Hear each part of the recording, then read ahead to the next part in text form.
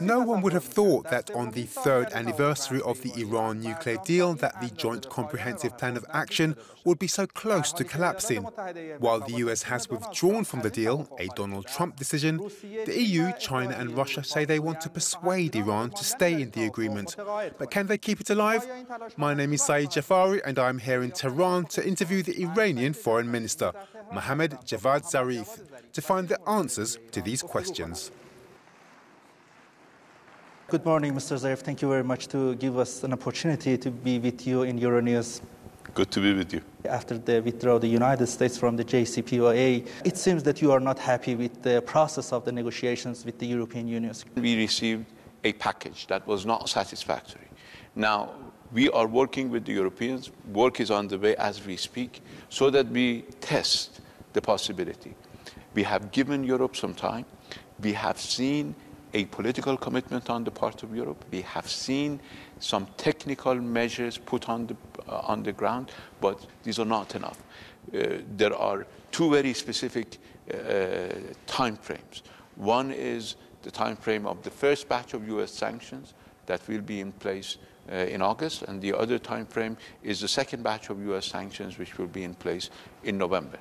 And we will see how Europe is dealing with that, and we will respond accordingly. And we have a very specific plan. Which kind of guarantee do you need? We see that under pressure from the United States, under the psychological atmosphere that the United States has tried to create, some European companies have already started to withdraw. And that has to be confronted by the Europeans if they are indeed interested in preserving the deal. If that is the belief, if that is the appreciation of our partners in Europe, then they have to be prepared to invest for it. Iran should not be the only side in this deal that has been investing. We need to see banks opening accounts. We need to see SMEs coming to Iran, engaging with their partners in the private sector, and so on and so forth. How European unions and European countries can resolve this problem? If they believe that they can, in fact, continue to live with a global system, a new global system in which one country will make the final decision and everybody else will have to follow. And sometimes you feel that it's not even one country, it's an individual or a group of individuals who are making decisions on their own personal interest or for their own personal interest, and then expect everybody else to follow. Now you see, particularly after the meeting between President Trump and President Putin, that there are voices of concern in the United States that President Trump is not necessarily pursuing American national interest. Even if he were pursuing American national interest, is Europe prepared to accept US national interest to dominate the decision-making process in global economy? Are they prepared to accept this? Or are they prepared to stand against this? This is a question that the European companies need to ask themselves, that the European governments need to ask themselves. And then there are various possibilities for cooperation. Europe is not only companies that have American shareholders. There are many European companies. Many of them have no exposure in the United States. Many of them have no dealings with the United States. President Putin and President Trump had a meeting in Finland. As we follow the news, they had some kind of agreement between them about what's happening in Syria. Are you concerned about it or not? Iran and Russia have helped the Syrian people and will continue to help the Syrian people as long as it's necessary. But at the end of the day, it is the Syrians who make the decision. We have good communication and coordination with Russia and with the Syrian government, and we will continue to do so. Our objective here is very clear.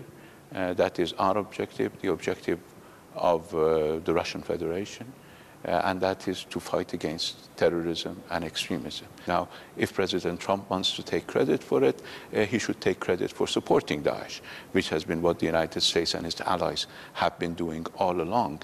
The fact that US arms, US weapons have been found in the hands of ISIS and other extremist organizations is documented by Western sources. We saw some news, especially from the energy minister of Russia, that said we are ready to give goods to the Iranian people instead of buying oil. These are parts of a bigger package of Iran-Russia cooperation, which includes a lot of activities, investments by Russia in Iranian energy sector, participation of Russia in Iranian infrastructure activities, engagements between Iran and Russia in oil and trade. This is a big package of cooperation that we have with Russia, but I do not believe that a part of that package is we give oil to Russia and we receive goods and commodities. It's a much bigger package, and it includes a lot of other variables, including possibilities for energy cooperation between Iran and Russia, but also possibilities for Iran to receive cash. Iran, different times, said that the finishing the JCPOA and removing this deal can have great and dangerous consequences for the security of the region.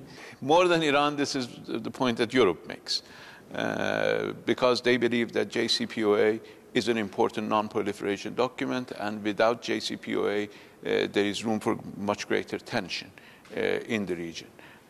We, on our side, believe that we have always relied for our security on our people. Our security is driven from within, not from outside. But we have also shown that our people will resist aggression. We will not accept anybody to try to intimidate Iran, to humiliate Iran, or worse yet, to invade Iran or to undermine our security or territorial integrity. We have come to the assistance of everybody who was under threat in the region. So our friends and neighbors in the region have always felt that they do not receive any threats from Iran. Some may have made some propaganda in order to advance certain domestic or regional agenda and have not gained much from it. So I believe the best way to deal with these issues for our Persian Gulf region is through regional dialogue, and that would ensure the security of everybody in this immediate neighborhood.